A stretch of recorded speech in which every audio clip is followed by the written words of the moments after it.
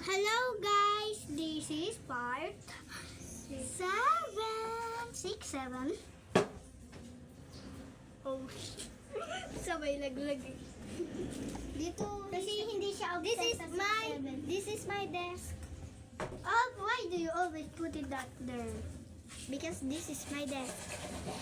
Uy, may perfect ako nalagay dito.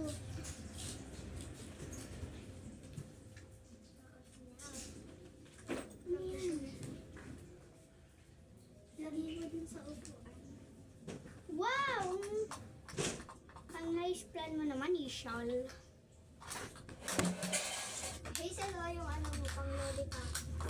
Pagpunta dito si Sir Naki at nakita niya yung desk mo, sabihin mo, iniayos namin dalawa kasi pumunta ako sa bahay niya. No. Kayong dalawa nag-ayos. ayaw mo na, Hazel? Gusto pa rin. Lalagay ko muna dito ah. Yes.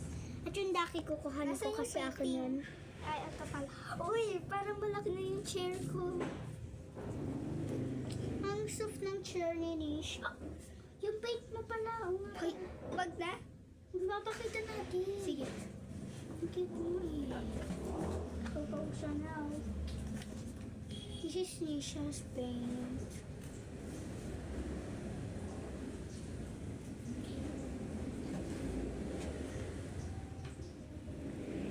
Yay! Yay!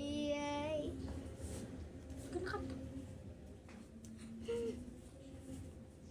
Mami, tingnan mo ano ko.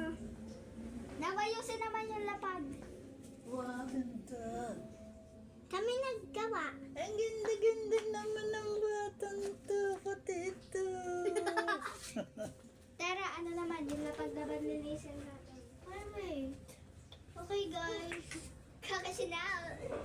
May ganda tayo dito. Bawal mo yung labas. Okay guys, wait for part 8.